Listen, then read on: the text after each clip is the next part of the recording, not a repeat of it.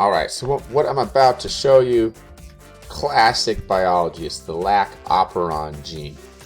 So the idea is your body doesn't want to make stuff if it doesn't need it.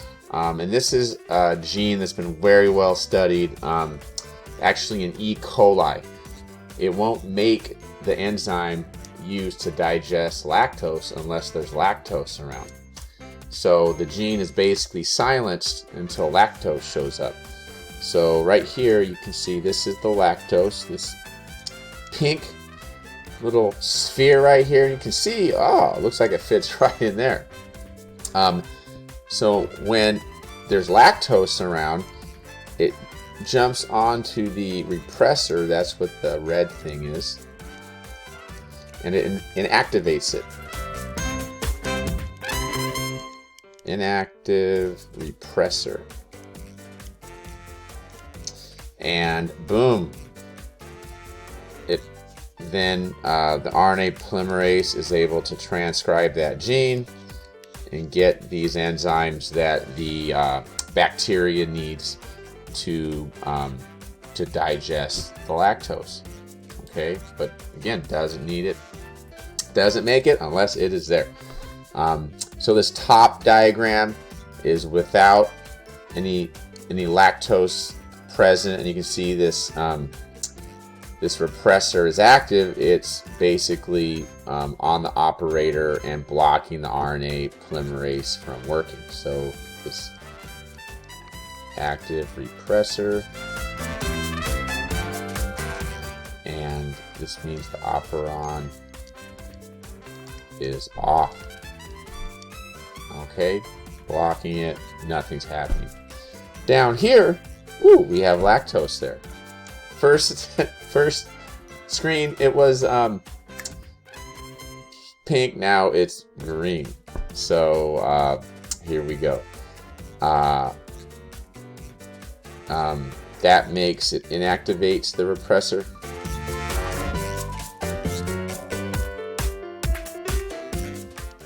And that turns the operon on. And boom, that RNA polymerase starts transcribing. It's pretty cool. It shows you the, it writes down the actual enzyme.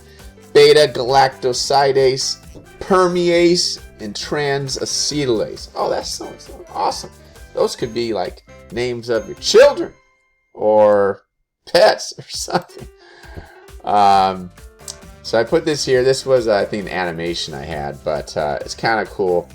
You can see the little pluses. This is the lactose. That's kind of cool. It's white, right? Because milk is white. This is the repressor. And it's blocking blocking the transcription. This is the RNA polymerase.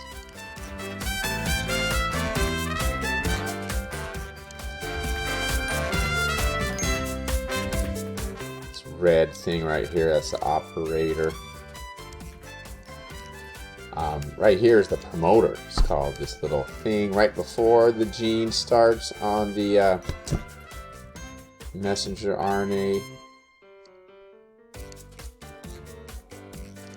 or on the DNA. You have the promoter.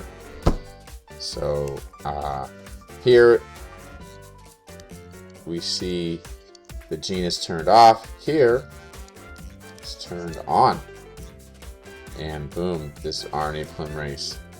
Since there's lactose around, you want to get rid of that repressor and start to make beta-galactosidase, permease, and trans-acetylase.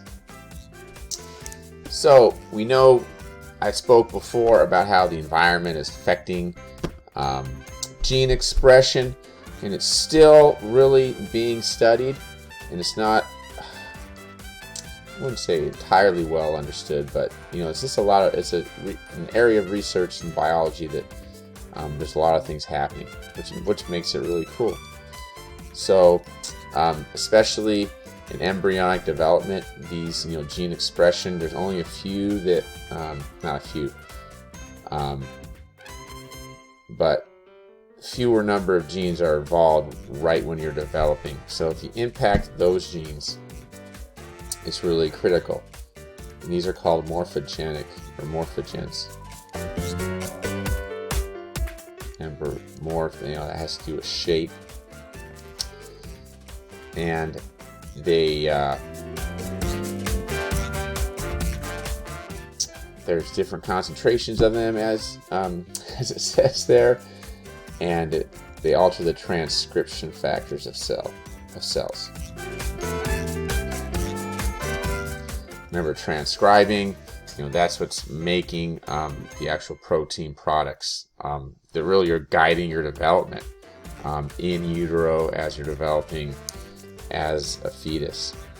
And it results in activation. Could be activating some genes or deactivating, running out of space.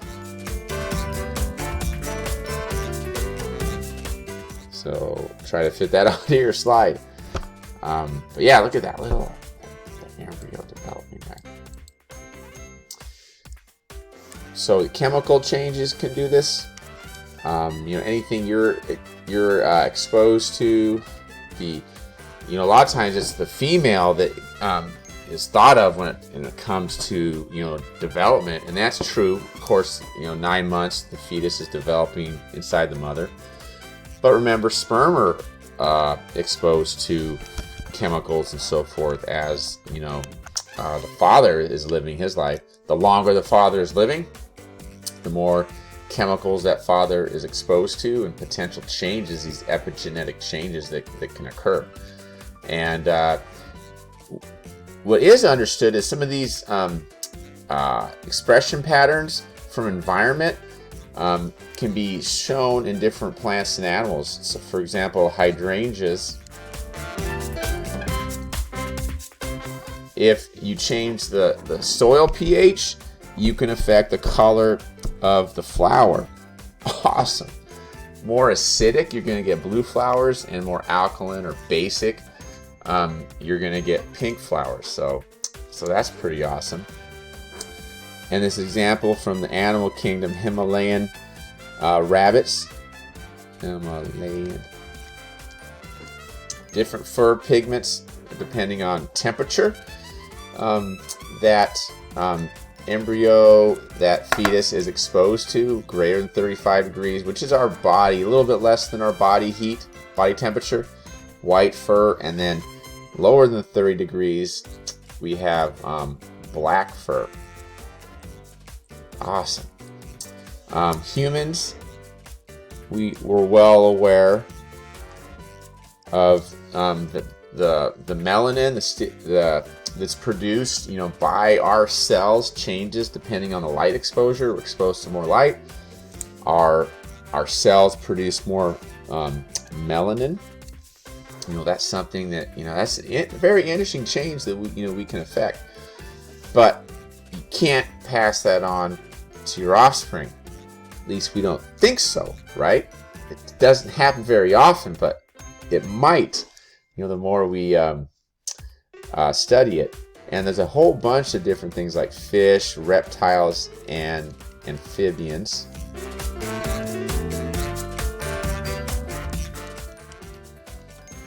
That have,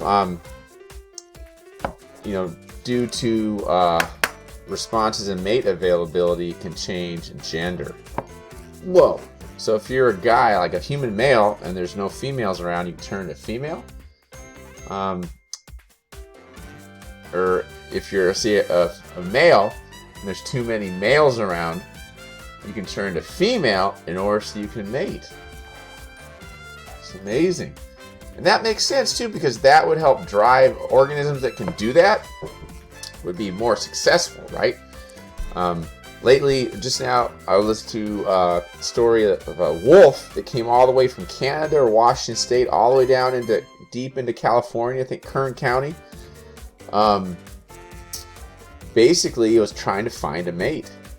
That may have been because there were too many males where it was at, or they're just low populations, but if that wolf, male wolf, could turn into female and then mated, it wouldn't have had to do that. So here, application, promoter is yet another example of, or one example of a non-coding piece of DNA with a function. So yeah, we saw that earlier. Promoter I mentioned in in that previous diagram. We labeled all these things. This is the lactose. That's the repressor. So let's label these again. Can't hurt. Operator.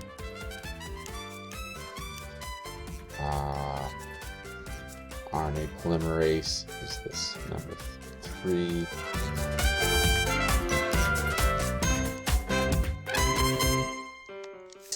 And I think I got, oh yeah, lactose, repressor, operator, promoter. Oh, I'll label that out, make it nice and clear.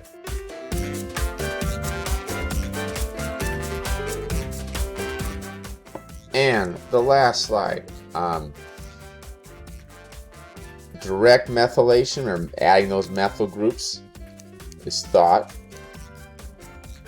to affect gene expression. So higher methylation, so more methyl, means lower gene expression. So it's an indirect relationship. And it's variable during our lifetime.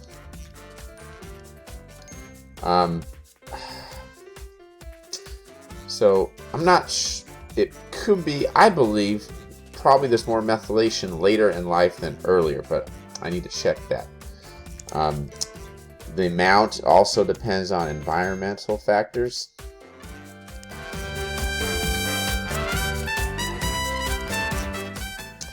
And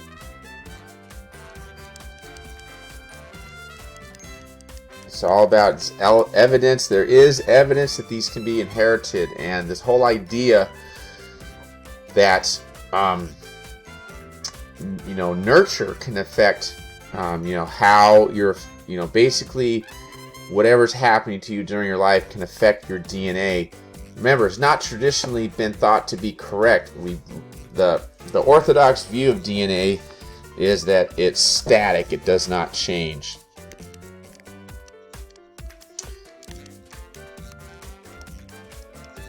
The code stays the same. But we really are questioning that. Scientists really are, because there are examples that scientists have seen that the DNA can be changed. And what that means is really going to be an exciting area of future research. Like, for example, as you exercise, some genes may or may not be turned off. As you eat, the food you eat, that might act in some way to turn off genes, turn them on. And how that works in different people, does it work the same in all people? Probably not. That's why people respond to different drugs, different diets, different exercises differently. But the more scientists can understand, the more we can understand this very exciting area of research of methylation and turning genes on or off.